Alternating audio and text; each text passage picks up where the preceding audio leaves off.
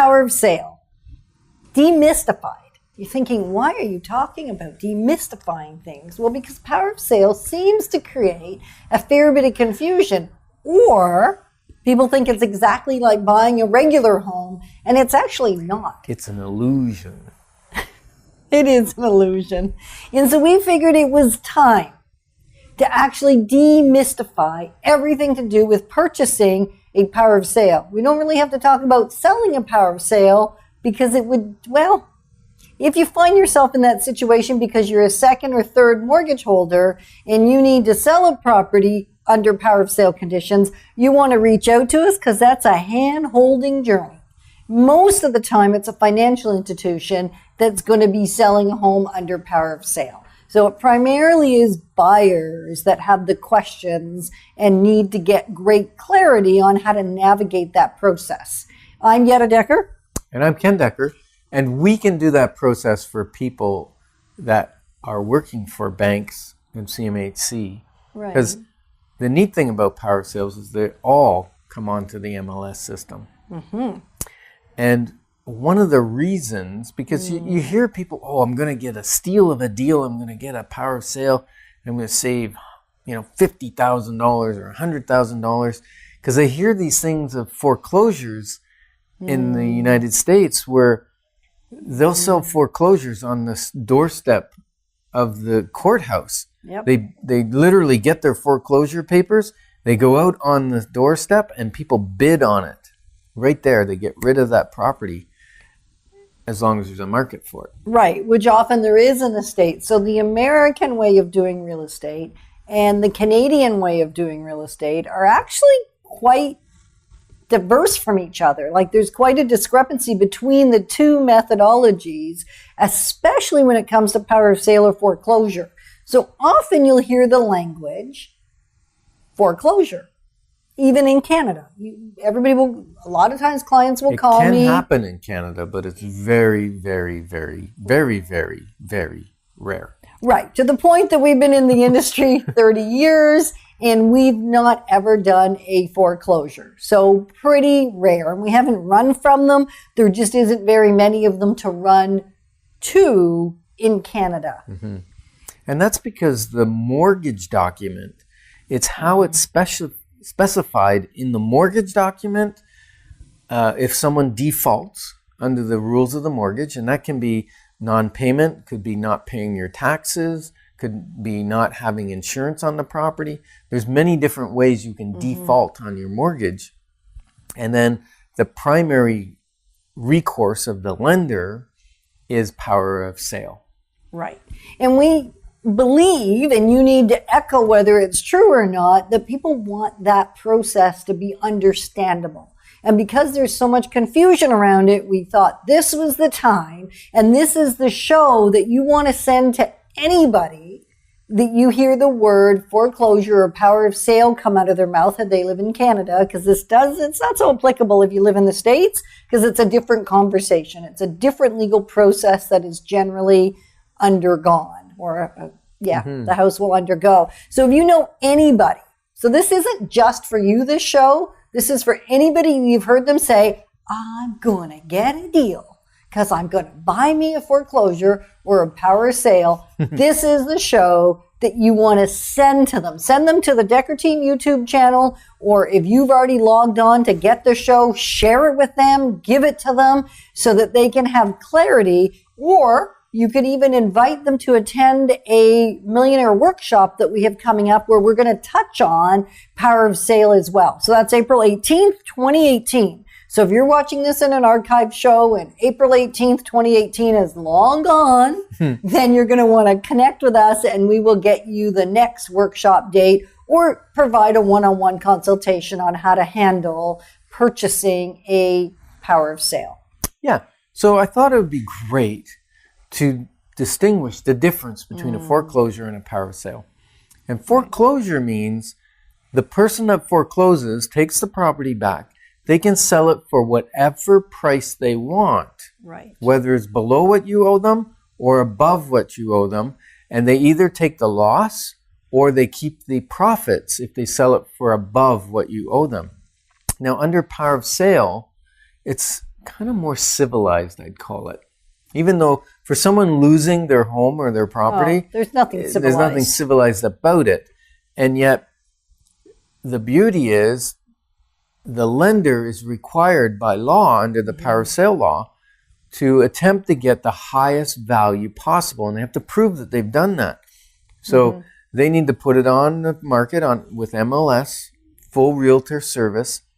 It has to be on for a certain number of days so that it's had exposure to the market. And then they have to negotiate to try and get the seller the most amount of money.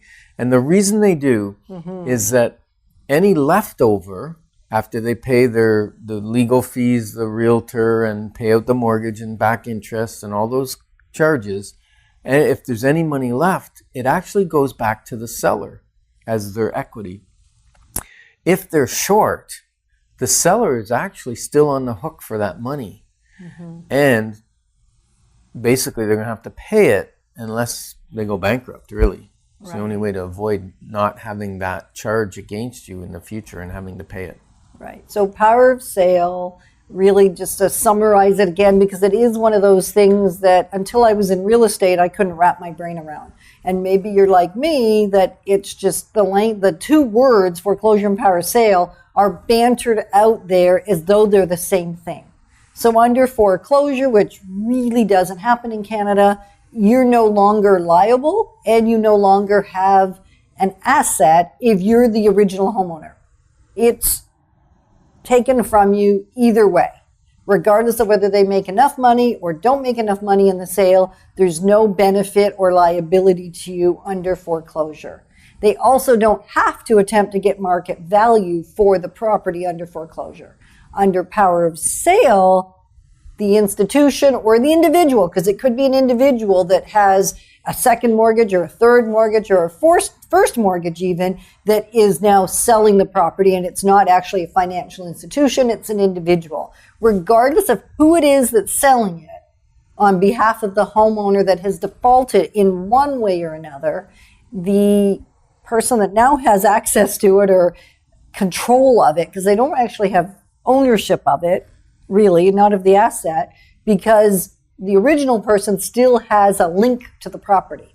Whether there's more money received or less money received, there's still an affiliation and an obligation to serve that originating homeowner in their best interest and to get market value or greater. The homeowner still has the right to redeem as well. Right. They can pay the entire mortgage back and take possession of their property back. So if they hit a windfall of money or borrow money from a family member or get another mortgage from someone else, they can pay out the original lender and their expenses and redeem the property so they can get possession of it back. Because under power of sale, it's taken a while. You probably, if you've gone through a power of sale item, it's generally 3 or 4 months that you haven't paid the mortgage.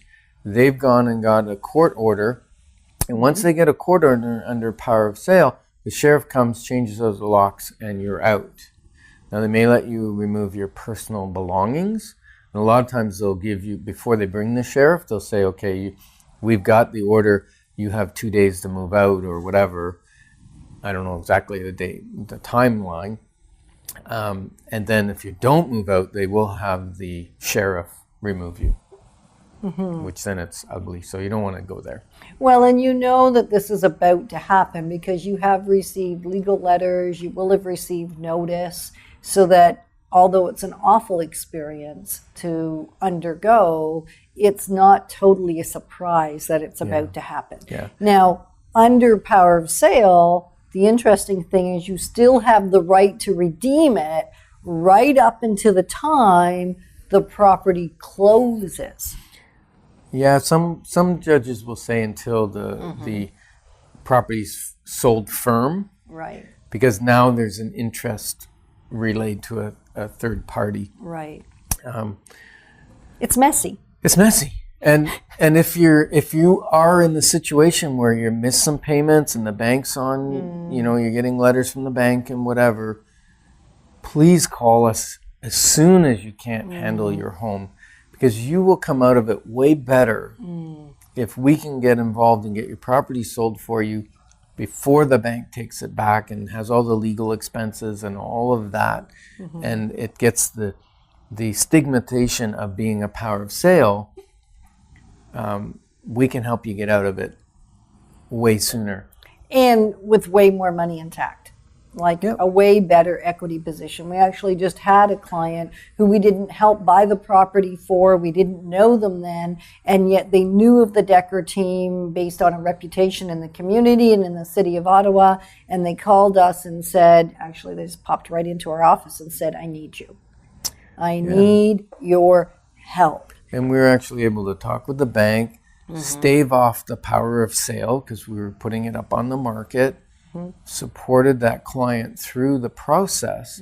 So she got her house sold, never went through the power of sale actually. And we were able to help her actually make some minor improvements in the house that helped her a whole lot, redeem her mortgage so that she wasn't in a default situation and so that she was poised to have control of selling her home. Now, if we'd heard from her 60 or 90 days earlier when she first thought she was in trouble, we could have even helped her further, so that as soon as you have an inkling, if you're a homeowner and life has changed, there's been job loss, there's been death in the family, because it's usually something pretty traumatic that's happened in your world, injury to shift the ability from being able to manage your home to no longer being able to manage your home. There's usually significant hardship there. And so when that's happening for somebody, what our experience has been is it's harder to make good decisions because there's so much going on and it's hard to think straight.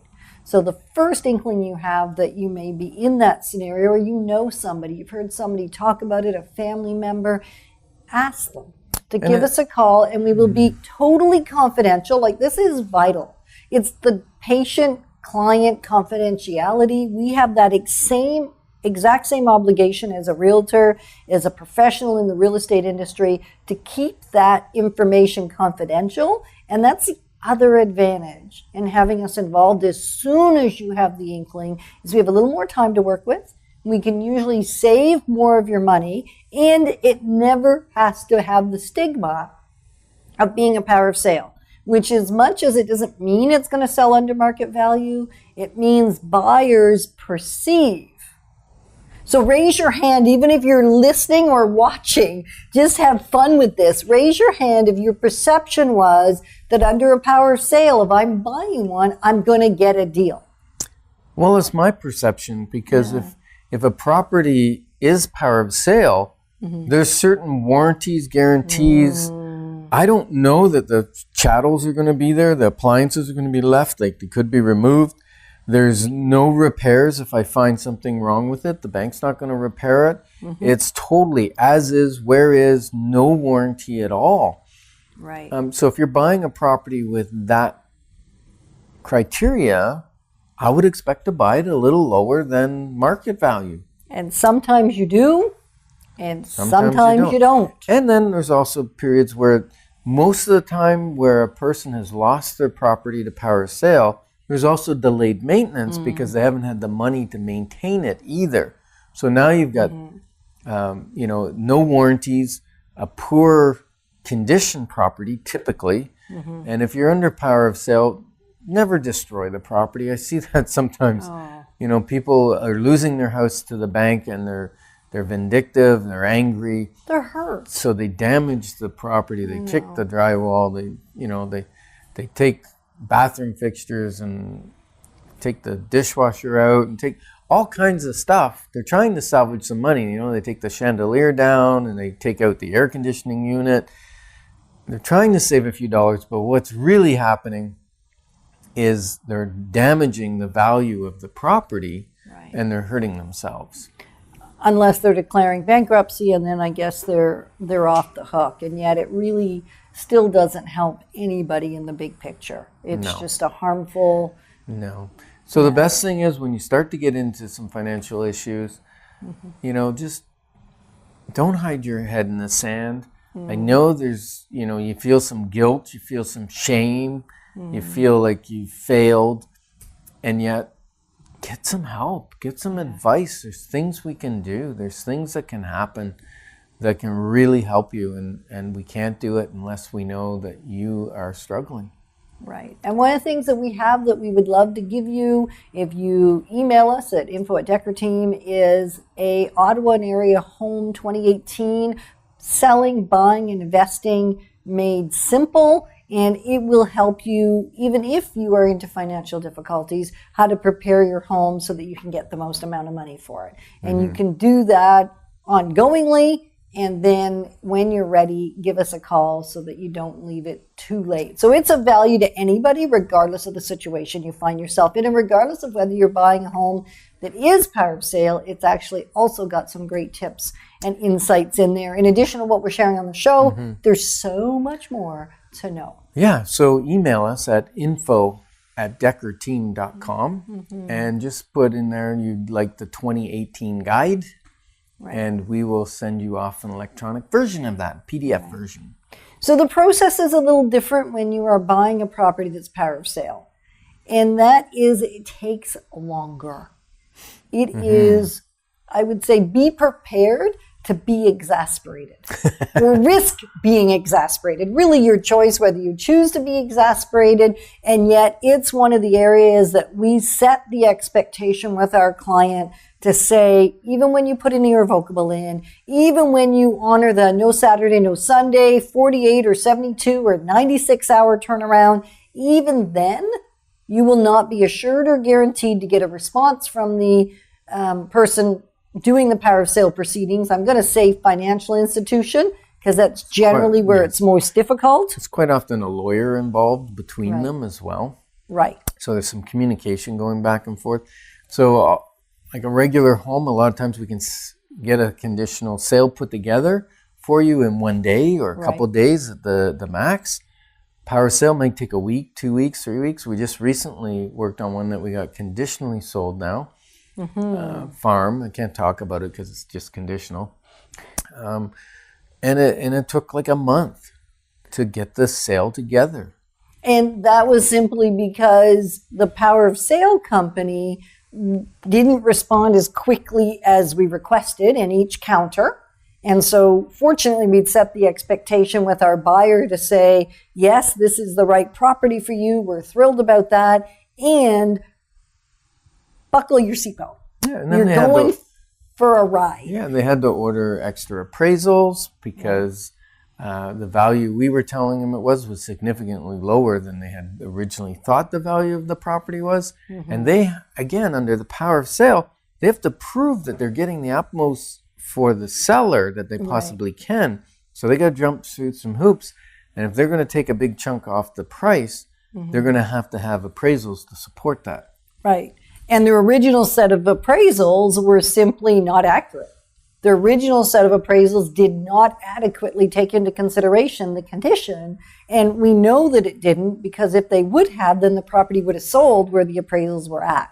So it really literally took a month to get things sorted out. Now, fortunately, our buyers did get the opportunity to purchase the home, but it really takes somebody that has navigated that power of sale journey to know how to work with them. To know how to work with it. Know how to negotiate with the bank. And not look at the current appraisal or look at the asking price and believe that to be accurate. Sometimes it is, and sometimes it isn't. So us doing our behind the scenes work is even more important. It's important in every sale, whether it's being sold by a homeowner or whether it's being sold under power of sale. And yet the necessity of being, I'm going to say, savvy, experienced, and having a significant amount of expertise in that arena is heightened dramatically when you're dealing with a property that's being sold under power of sale conditions. Is that fair, Mr. Decker? Yes. So value is based on condition and location and what would I say? Location and urgency to the buyer. Because there's sometimes a power of sale property comes up and it's more valuable to one buyer than it is to another based on its location. Maybe it's adjacent or neighboring their property, or it's in a neighborhood where they're buying up all the investment properties because they want to have everything close to them to manage their properties. Then that property starts to have a little more intrinsic value to that buyer than to another buyer. And I have seen cases where power of sale property comes up and it gets multiple offers and sells very quickly. That's not always the case. Many times it sits on the market for quite a while because they have to prove that they're getting the most amount of money. So it starts at market value, but maybe it's really above market value based on condition. And then usually about 30 to 45 days, around 45 days, the bank will go, okay, we've done our all to market it at that value. It has not received offers or it hasn't sold. So now we'll make a slight price decrease. And they'll do that usually every 45 days because they're not in the business of holding property. Even if it has a tenant in it, they do not want to hold the property, even if it's cash flowing. Right. They're not real estate investors. They're not in the business of holding real estate. They're only mortgage investors, not real estate investors. And so that totally shifts. It doesn't say anything about the desirability or the value of the property. It simply says they don't want to be a real estate investor. They're investing in mortgages, not in the actual real estate. So now as a buyer, you might be saying, well, there's no warranties. It's sold as is, where is. What's that mean? Does that mean I have to put in a cash offer? No, it doesn't. No. You can actually still put in an offer conditional on inspection, conditional on financing, any condition you want, a wet certificate, lawyer review, anything you want, we can make it conditional. And generally the bank understands due diligence periods and they don't have a problem with that. Unless you're looking at multiple offers. And now, just like any other purchase, the more desirable you make your offer, both in price and terms and conditions, the more desirable it is to the owner or the lender in this case. So it isn't a carte blanche to say, hey, all power of sales are going to be full of conditions. Most are, because most of the time, and I say most loosely, you're not dealing with multiples, except you've seen it. Well, even regular purchases, even though the seller has some due diligence to disclose any defects or to make sure they're giving a true and accurate picture of what they're selling, it's always on the buyer's shoulders. Buyer beware. It's on the buyer's shoulders to do their due diligence, to do their inspections, to check zoning, to check neighboring properties, to do all their homework before they go firm. And with a power of sale, it's even more. It's even more. So you have lots of rights as long as your realtor's putting in there all the clauses to protect your best interest. So you can do your due diligence before you've already signed on the dotted line, but before you go firm on the dotted line. So if at all possible, you want to have conditions and you want to be able to do your investigation. There can be, I was going to say tricks, but it's not really tricks.